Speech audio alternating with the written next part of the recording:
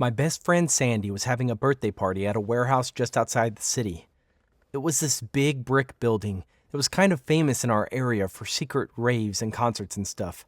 The place should honestly be condemned, but somehow the city just lets it sit there. Sandy thought it would be the perfect place for her party, but I wasn't so sure. I tried to tell her that I didn't feel comfortable going to a place like that. She got upset, and we started arguing about it. Before I knew it, she told me that I was a crappy friend and that I shouldn't even bother going to her party. I said, fine, then I won't go. So on the night of her party, I went by myself to a bar in the city center. I didn't have a great time, honestly. I kind of just sat by myself and rejected the guys that tried to introduce themselves. I knew I should have just swallowed my pride and gone to Sandy's party, but I didn't. By about 1 in the morning, I decided to just give up and head back home. I had been trying to have fun without Sandy, and it just wasn't working. I ordered an Uber and then waited outside the bar. After a few minutes, a black Nissan pulled up in front of me. Normally, I check my phone to make sure that the license plate matches, but I was pretty drunk, so I forgot. I hopped into the back seat and said hello to the driver. He was an older man with long, greasy hair. He had a scar on the tip of his nose. He didn't say hello before he started driving away. He pulled onto the main street and seemed to be going in the right direction, but then he made a wrong turn. "Excuse me," I said. "We're heading toward Hancock Road." "Oh," he said. "I'm so sorry. Can I see your phone for a second?" Without thinking, I handed him my phone and he instantly threw it out the window. He sped up too. The car was going faster and faster. That's when I realized that I wasn't in my Uber at all. I'd gotten into some stranger's car and he was kidnapping me. I screamed for him to stop, but he just laughed. I couldn't attack him from behind because he crashed the car. Besides, I was too drunk to think straight. The only thing I could do was try to convince him to let me go. "Please," I said. "Where are you taking me?" He stopped laughing. I could see his face in the rearview mirror. His eyes narrowed. "Girls like you don't deserve to live," he muttered. By then, I started crying. If I had just apologized to Sandy, I never would have been in this situation. I felt like such an idiot, and now God knows where the psycho was taking me. He kept driving, leaving the city center completely. We were heading into wide open farmland. I was so scared, I couldn't breathe. We drove past empty fields. The night was really dark, especially with no streetlights nearby. I'd never been more scared in my life. I looked around the back seat to see if there was anything I could use to protect myself. I couldn't find anything. The lights of the city were getting fainter and fainter in the distance, and I was losing all hope. What did this man want with me? Why did he hate me so much? I forced myself to stop asking those questions, though. Sure, I'd made mistakes. I drank too much and got in the wrong car, but that didn't give him the right to kidnap me. Then I realized that the warehouse was in this direction. Obviously, this man was trying to take me to some empty, isolated place, but he had no idea that all my friends were actually not far away. I knew that if I had any chance of escaping, I'd need to trick this man into taking me to that warehouse. I tried to think of the best thing to say. "Please, sir," I said, "what can I do to convince you to let me go?" "Nothing," he said. "You're a drunk, stupid girl. You deserve to be punished." "So you're gonna kill me?" He laughed darkly. "I'm gonna tie you up and leave you where no one will ever find you." "Oh no," I said. "I hope you don't mean that horrible warehouse." He didn't answer. All I could hear were his slow, raspy breaths. "You know, that big brick warehouse just a few minutes away? Please don't leave me there. No one will ever find me. Please just leave me in a field or something." Again, he didn't answer. But I could tell that my reverse psychology was about to pay off. He drove straight toward the abandoned building and parked in the front. Luckily, Sandy told all her guests to park in the back so the cops wouldn't know that a party was going on. The place looked completely empty. Its thick walls muffled the party music that was playing inside. I could barely hear it, but I hoped that the driver wouldn't notice. Thankfully, he didn't. The driver stepped out of the car and then pulled my door open. He grabbed me by the wrist and yanked me out of the car. I didn't know who he was or what trauma from his past would lead him to kidnap a stranger, but I guess none of that mattered. All that mattered was that he was very dangerous. I didn't fight back. While holding me by the wrist, he opened his trunk and grabbed a backpack. It probably had duct tape and rope and stuff. Maybe there were weapons in there too. He slammed the trunk shut and then pulled me toward the warehouse. "Please!" I screamed, pretending to be as scared as possible. "Not here! Anywhere else but here!" He was squeezing my wrist hard enough to leave bruises. He looked at me triumphantly. "This'll teach you a lesson," he said, and he pushed the front door open. You will not believe the look on his face when he saw the dozens of partiers on the other side. They all turned to look at us. "Help me!" I screamed, and of course everyone there came to my rescue. I couldn't believe how quickly they charged at the man. They tackled him to the ground and called the police. He put up a fight, but all my friends were too much for him. They held him against the ground, waiting for the cops to arrive. As I finally let out a sigh of relief, Sandy walked up to me. I noticed that she was wearing the dress I'd gotten her for her birthday last year. She gave me a huge hug. "What the hell happened to you?" she asked. I told her the whole story, ending with a big apology for our argument. "Don't worry about it," she said. "I guess my party saved your life."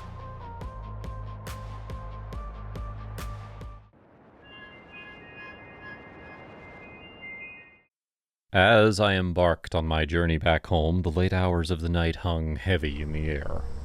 It had been a long day, filled with the usual hustle and bustle of being an Uber driver. But tonight, fate had a different plan for me. Alone on that desolate road, my car suddenly decided to betray me, sputtering to a halt in the middle of nowhere.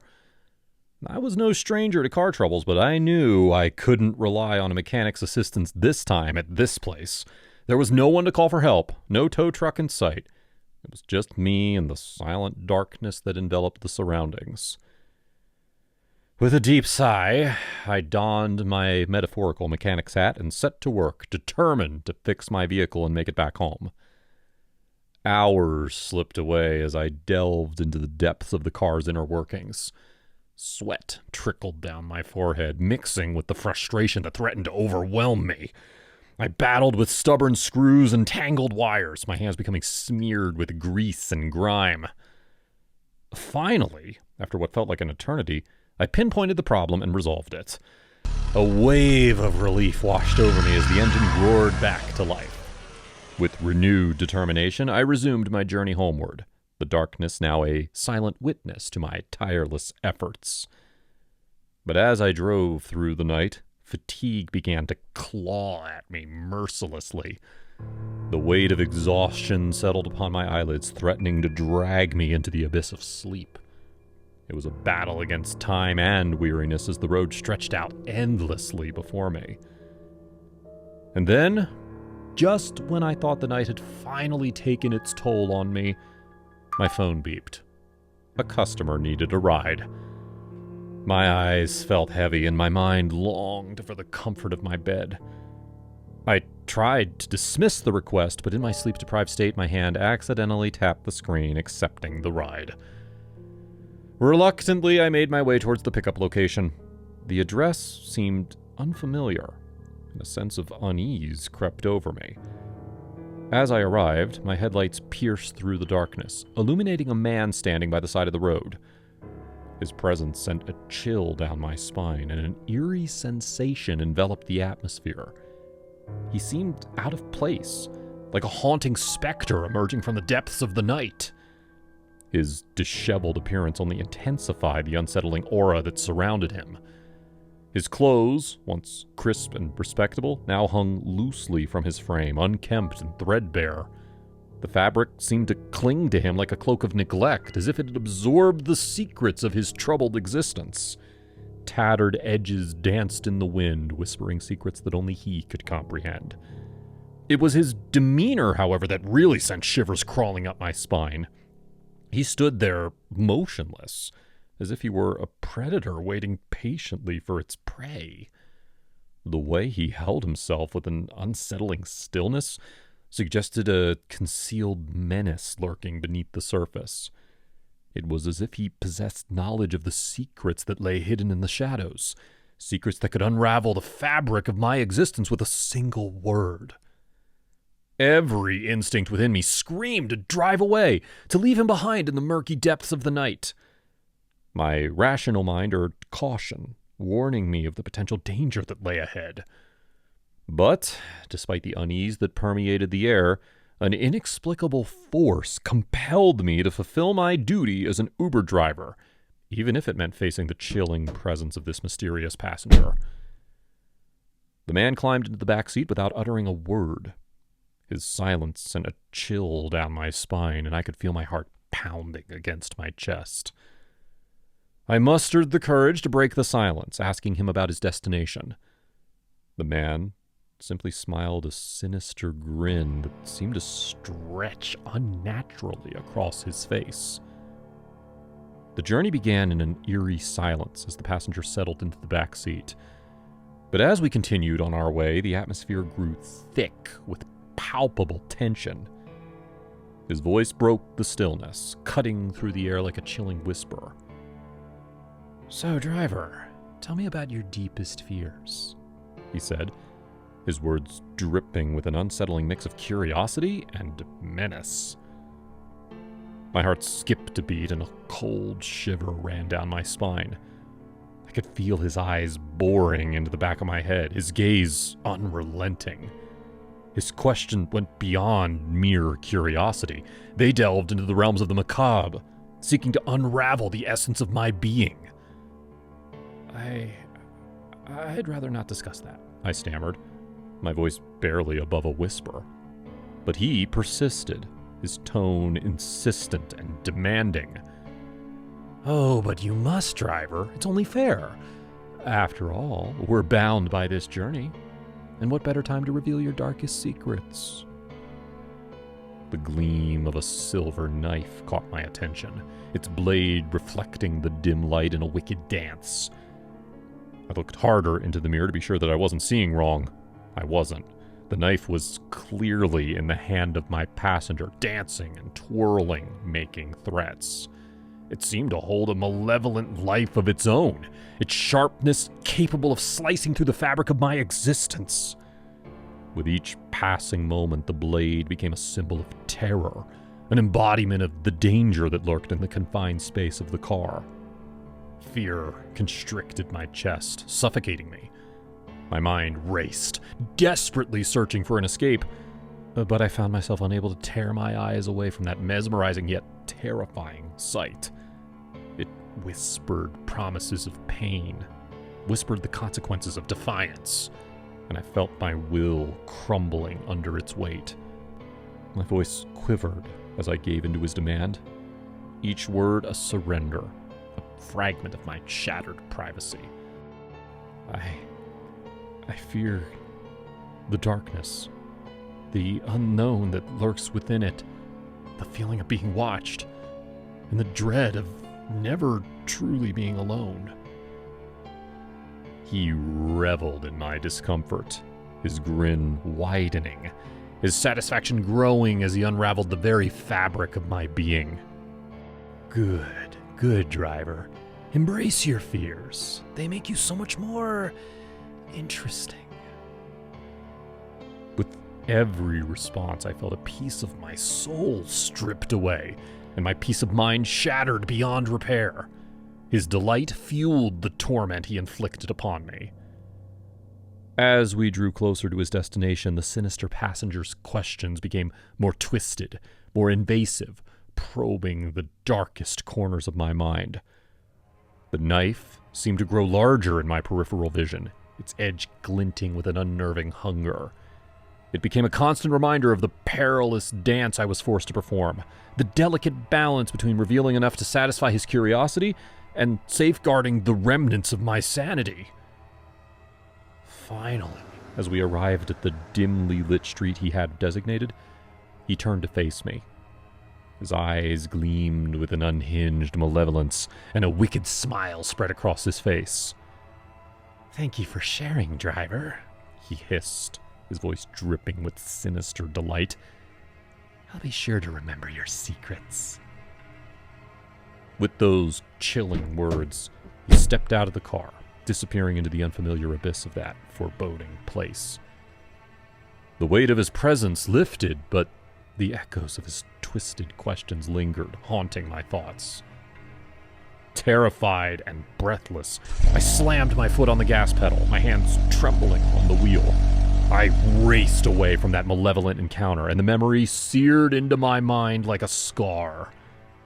From that moment on, I vowed to never pick up a passenger during the witching hours again, for I knew that the shadows held secrets far more sinister than I could ever comprehend.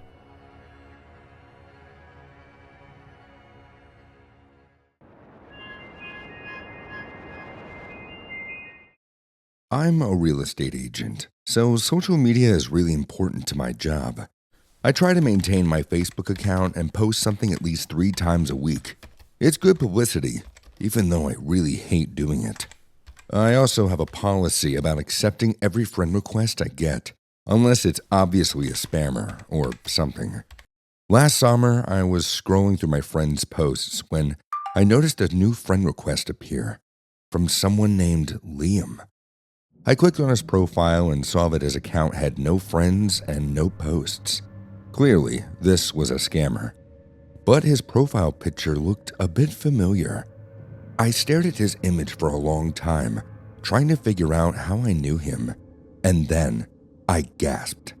Liam was a boy I met at summer camp when I was 10. He drowned in a lake. I knew that couldn't be the same Liam, but the name matched and the photo looked exactly like a grown-up version of the same kid. I felt sick to my stomach. I didn't know Liam very well, but his death still haunted me. We had been partnered up as swimming buddies. We were supposed to watch out for each other, and even though I didn't do anything wrong, I always felt guilty that he died. I thought for a long time about what to do. I figured it was some sort of joke, but I knew that AI could very easily take old photos and age them up. That had to be what was happening. But why? Who would do something like that? I called my friend Tanya to ask her what to do. She had been at the same summer camp when Liam died. I told her everything, and I asked her if there were any people she knew that wanted to scare me with something like this. She had no idea, but she reminded me that Liam's body was never found. He just disappeared in the lake. She made a joke about how his ghost might be coming back for revenge, and I told her to shut up. I was already freaked out, and she was just making things worse. Eventually, I decided to respond to the friend request and find out more information directly. I accepted him as a friend and wrote, "Do I know you?" He instantly replied, "Nope, I just thought you seemed fun." I breathed a sigh of relief. Maybe it was just some big coincidence. After all, there are a lot of people named Liam. He sent more messages, asking about my life and my job. At first, I gave him only vague answers, but after a while, things shifted into a full conversation. He told me that he was new to the area and was trying to make friends. He worked in construction and was really into classic rock. Typical small talk, but he seemed like a nice guy. Eventually, my fears went away, and I started to think that this guy had nothing to do with the Liam from my childhood. Over the next few weeks, we corresponded a bit on Facebook. We shared some stupid memes, and we talked about TV shows we both liked. Honestly, we had a lot of the same interests. Eventually, he asked me if I wanted to meet him for coffee. He mentioned the cafe that was literally next door to my office. I hesitated for a second, but then I agreed to meet him. I know it sounds stupid, but I figured that if we met face to face, I'd get some closure to the other Liam. Like it would help me overcome some of the guilt. When I got to the cafe, he was already waiting at the table. There were no other customers there, which was strange because the place always seemed pretty busy. I ordered a cappuccino and then sat with him. He was so handsome in person. The conversation came easy. I felt really comfortable talking with him. He asked me something about my childhood, and before I could respond, he added, "Have you ever been to summer camp?" My heart dropped. Why would he bring that up? I said that I spent one day at camp, but I didn't say anything else. "Huh, did anything exciting happen?" he asked. "Or anything tragic?" That's when I knew. I made a huge mistake coming here. This was the same Liam. I said, I really have to get back to work. It was nice meeting you. He grabbed my wrist and pulled me back down. Not yet, he said. Tell me about the camp. My heart was pounding. I could barely breathe. Did anything exciting happen? He asked me once more. His eyes locked onto mine, and he wasn't handsome anymore. He was just crazed, unhinged. There, was an accident, I mumbled. Yeah? Tell me about it. I tried to pull out of his grip, but he held me tight. Why are you doing this? I asked. I began to cry. I couldn't help myself. Your little swimming buddy died, he said. And you didn't care at all, did you? Of course I cared. Yeah? Then you just forgot and moved on. I tried to reason with him, to tell him it was just an accident, that had happened so long ago. And that's when he told me the whole story. He explained that when we were both 10, he fell in love with me, but I barely even noticed him. And the part was true. Back then, I just saw him as some quiet kid. I wasn't even interested in boys back then. He said that he spent all summer trying to impress me, but I never noticed. So on the last week of camp, he hatched a plan to make me love him. He swam to the other side of the lake, hoping that everyone would think he drowned. He made me feel guilty for letting him die, and then he'd come back and surprise me. It was insane. But you never came back, I said. I did. And you know what I found? I found you and your idiot friends having dinner and laughing like nothing happened at all. You didn't care that I was gone, so I left before anyone could see me, and I never came back. So you've been pretending to be dead this whole time? I asked.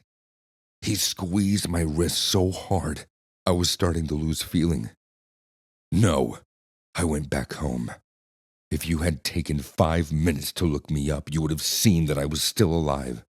But you didn't even care enough to do that. I looked over my shoulder at the barista, and she was back in the kitchen. It was just me and Liam now. I needed to get out of there. What do you want? Kiss me, he said. He started pulling me over the table towards him. He puckered his lips. I felt sick to my stomach. I thought about just kissing him. Maybe that would help me get away, but instead, I pushed his coffee off the table and into his lap. He screamed as hot liquid splashed against him. I pulled free and ran out of the cafe. I went next door to my office and called the police. By the time they got there, Liam was gone. I've since blocked his Facebook account and filled a restraining order, but I have a feeling that he'll be back.